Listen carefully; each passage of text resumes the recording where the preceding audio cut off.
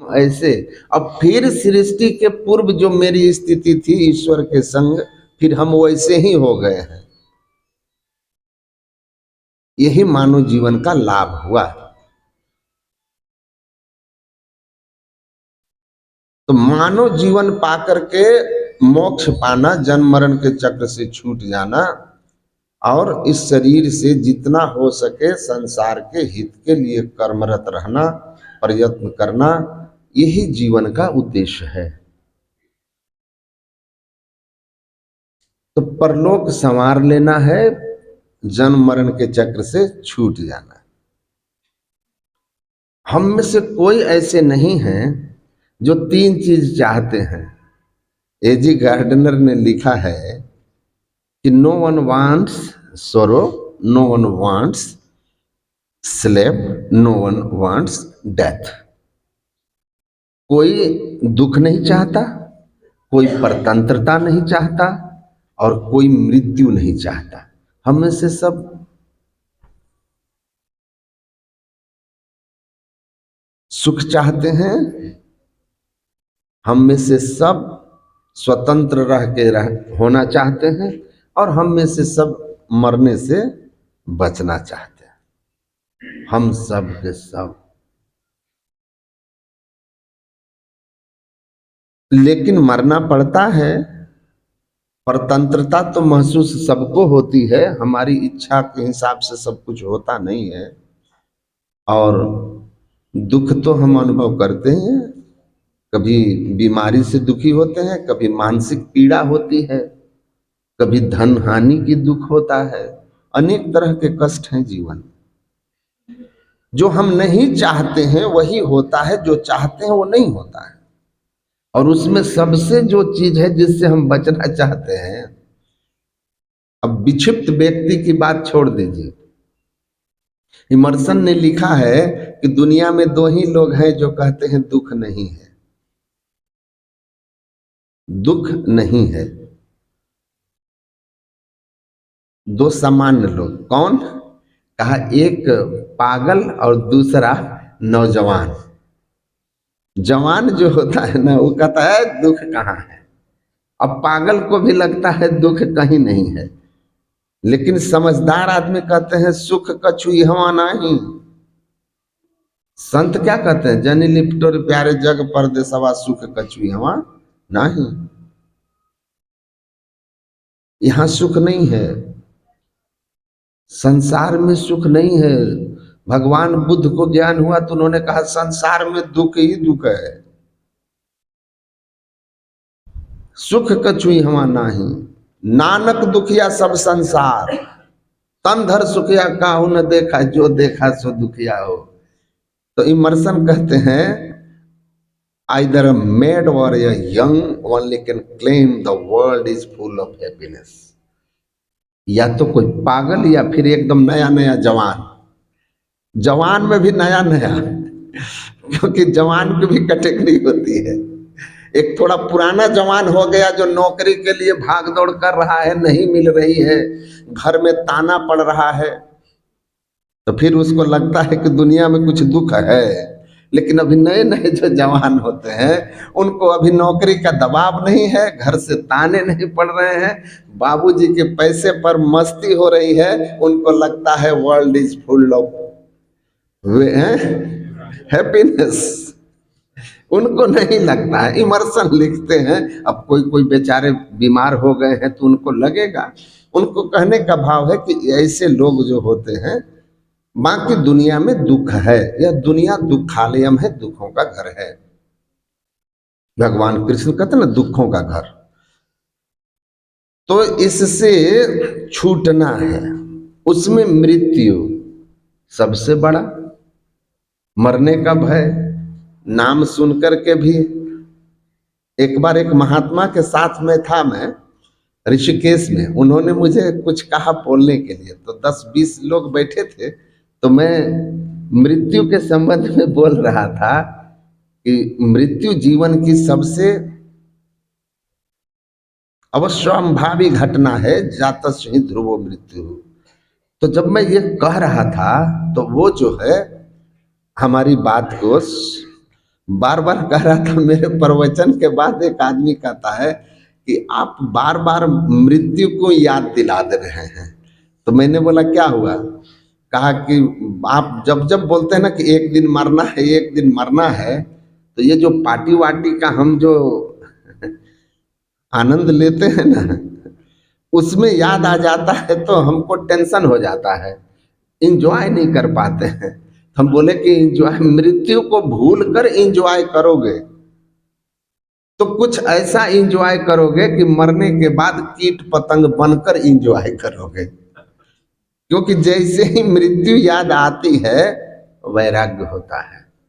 यही तनकर फल विषय न भाई, स्वर्ग और स्वल्प अंत दुखदाई। तो स्वर्ग और स्वल्प अंत दुखदाई है।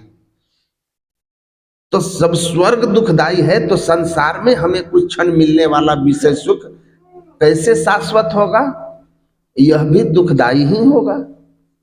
इसीलिए संत लोग समझाते हैं कि विषयों के आसक्ति में पड़ करके इस अनमोल मानव जीवन को व्यर्थ मत गंवा दो, व्यर्थ मत गंवाओ। चेतो छिन छिन भक्ति कमाओ, चेतिए भक्ति कमाइए, परलोक संवारिए। ध्यान कीजिए, खान पान को पवित्र कीजिए, साधन भजन में लग जाइए। परलोक संवरेगा जब मोक्ष के द्वार की खोज करोगे। मोक्ष की द्वार की खोज से परलोक संवरता है। स्थिर होके बैठिए या कहीं आप लोग स्थिर हो जाइए आराम से, ठीक है।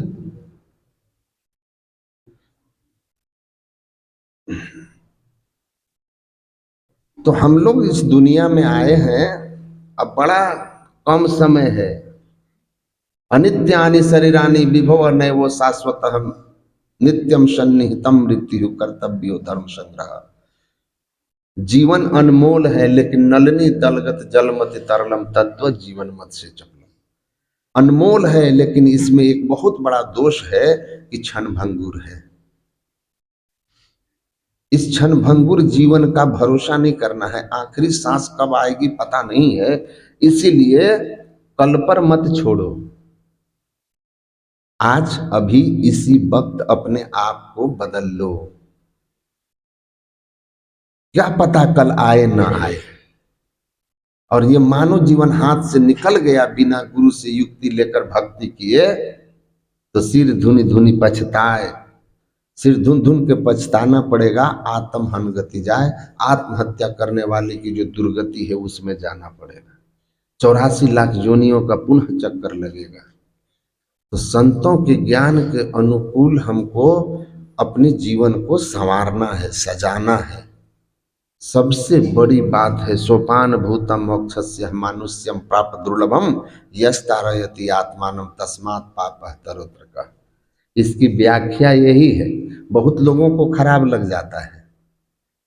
खराब इसलिए लग जाता है कि वो केवल बाहरी रंग रोगन तक जानते हैं। दिल्ली में एक बड़े कथाकार कथा कर रहे थे, तो भगवान कृष्ण की लीला चल रही थी। तो कहते थे कि भगवान ने बकासुर आया, मारा, उसको पहुंचा दिया वैकुंठ, उसको मारा स्वर्ग पहुंचाया, उसको मारा वहां पहुंचाया। तो जिसको मारते थे कहीं ना कहीं तो पहुंचाते थे, अच्छे जगह भगवान पहुंचाते हैं। भगवान की ही महिमा है कि मारते भी हैं तो जगह अच्छा देते हैं।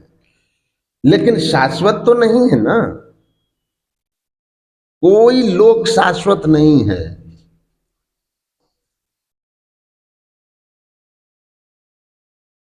शाश्वत तो आत्मज्ञान होने पर, स्वरूप बोध होने पर परमात्मा की प्रत्यक्षता होती है।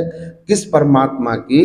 जो परमात्मा प्रकृति के कण कण को भर के प्रकृति से परे अनंत होकर के है। ईशावास्यमिदं सर्वम यद किंचित जगत्याम जगत। ऐसे परमात्मा का ऐसा शाश्वत अवस्था है जब हम प्रभु प्रभु हम एक नहीं हुई। हम और परमात्मा जब एक हो जाएंगे मिल करके, तो शाश्वत अवस्था ये तभी होगा जब चेतन आत्मा जड़ से पूरी तरह मुक्त होकर के परमात्मा में मिलेगी।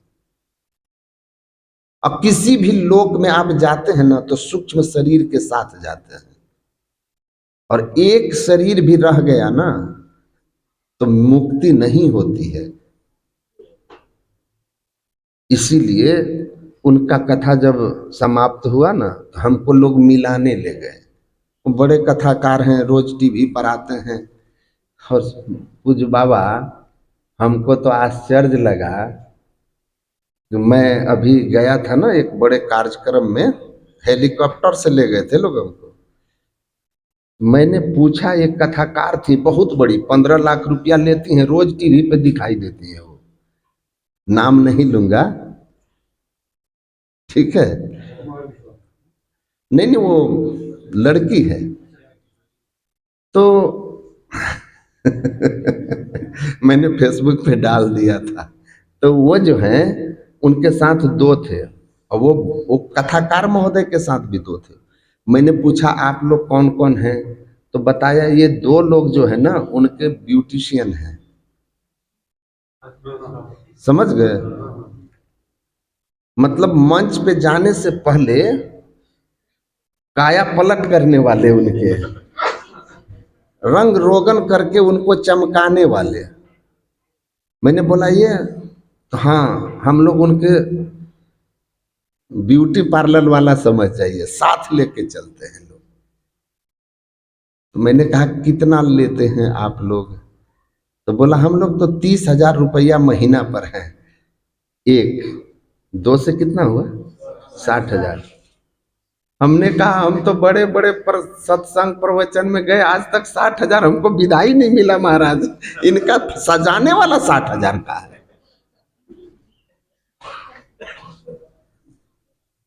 तो उनमें से एक को मैंने बिना सजे देख लिया, क्योंकि मैं वहां था।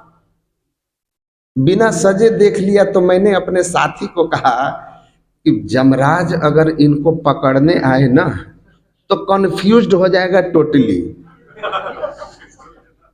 कि ये वही है कि नहीं है, जो मंच पर था वही है या दूसरा है।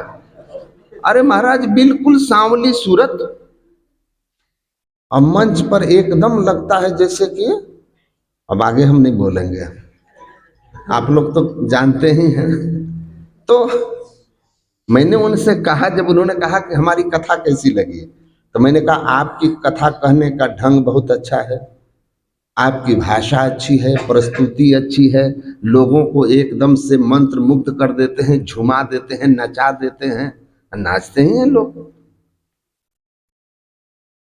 फिर उन्होंने मुझसे कहा कि मेरे कथा का तथ्य कैसा था, फैक्ट। मैंने कहा फैक्ट मतलब स्पिरिचुअल फैक्ट, आध्यात्मिक तथ्य। मैंने कहा महाराज ये ना ही पूछो तो अच्छा है, क्योंकि बड़ाई बहुत कर दिया हूं ना, और फिर अब कैंची चलाएंगे तो खराब लगे। तो पूछा, नहीं नहीं कहिए।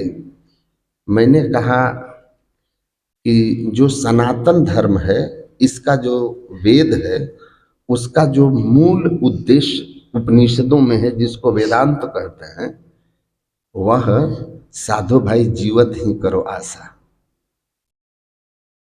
पिंड पाते न या मुक्तिर सा मुक्तिर न तु मन्नते देहे ब्रह्मत्व मायाते जला नाम संजो मेता अन्यंताम यदा याति तदा मुक्त स उच्यते।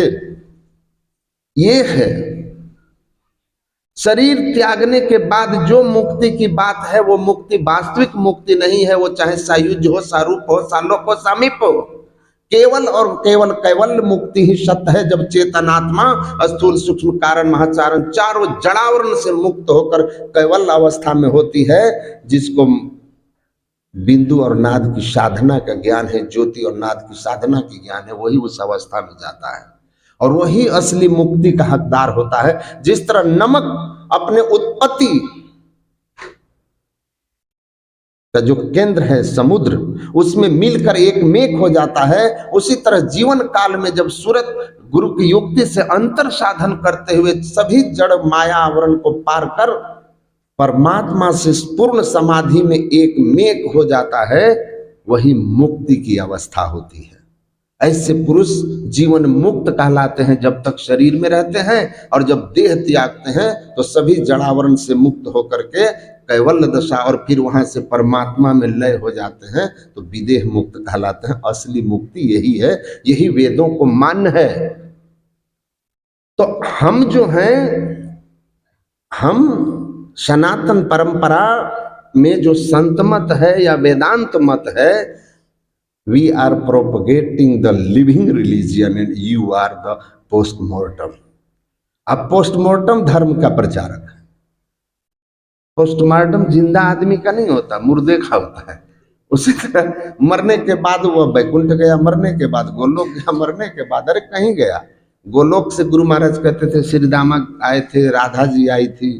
वैकुंठ से सापा सापी होकर के रावण आदि का पुनर्जन्म होता है जय विजय का। तो ये असली मुक्ति नहीं है। असली मुक्ति है कि मनुष्य शरीर में रहते हुए अंतर साधन करके सदगुरु की सदयुक्ति से जब आप 10वां द्वार मोक्ष का द्वार जो दोनों आंखों के मध्य में है, शिरः कपाले रुद्राक्षम विवरम चिंतयेत् यदा तदा ज्योति प्रकाशत् स्यात् बिंदुत्व समप्रभ एतत् चिंतन मात्रेण पापानां संक्षयो भवेत् दुराचारी पुरुषो लभते परमं पदम। इस परम पद को पाने के लिए दोनों आंखों के ठीक मध्य में जो शिव नेत्र है, सुषुम्ना है, इसी को 10वां द्वार मोक्ष का द्वार कहते हैं। क्यों भटकता फिर रहा तू है तलाशे यार में, रास्ता सहरग में है दिलवर पे जाने के लिए। इस रास्ते का ज्ञान सदगुरु से लेकर बैठ करके साधन कीजिए, इस द्वार को उन्मेष कीजिए और इस द्वार में चलते हुए परमात्मा को अंततः पा लीजिए। उसकी साधना जो बता दे वे सदगुरु है। मंत्र जाप, रूप ध्यान, ज्योति और नाद ध्यान, वेद उपनिषद और सभी संतों की वाणियों में यही है। यही ज्ञान भारत को दुनिया का धर्म गुरु बनाया। इसी ज्ञान से भारत की महिमा है कि जब एक जीव गुरु की कृपा से माया मंडल को जीवन काल में पार करता है और अहम ब्रह्मास्मि, ब्रह्म को जानकर मैं ब्रह्म हूं की घोषणा कर देता है, यही वास्तव में अध्यात्म का मूल उद्देश्य है। मैं ब्रह्म हूं तब हम ऐसे, अब हम ऐसे। तो इस अवस्था तक चलो। तो मृत्यु से छूटना है, दुख से छूटना है, तो क्या करना होगा? आपको साधन भजन करना होगा, ध्यान करना होगा। तब ध्यान करते करते ऐसी अवस्था में जाइएगा जहां मृत्यु नहीं है, तहां गम काल की नाही। उस अवस्था में चले जाइएगा और कबीर साहब की तरह तब आप कहिएगा, जा मरने से जग डरे मेरो मन आनंद, कब मरी हो कब पाई हो पूरन परमानंद।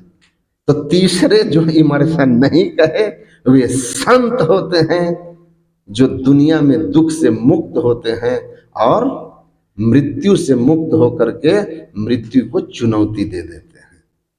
मृत्यु उनके जीवन में रह नहीं जाता, क्योंकि वो अमरत्व को उपलब्ध हो जाते हैं, ईश्वर को पाके ईश्वर हो जाते हैं। तो हमें मानव तन पाकर यही साधना करनी है और मुक्ति को पाना है, मोक्ष के द्वार को ढूंढना है। We only can claim to be fortunate we can find the way of salvation।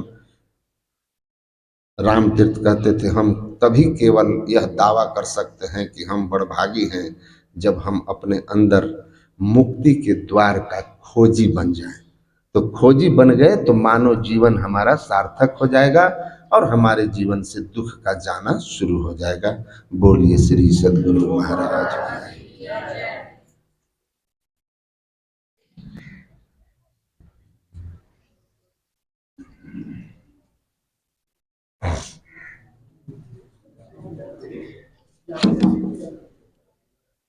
बोलिए प्रेम से श्री सद्गुरु महाराज की जय।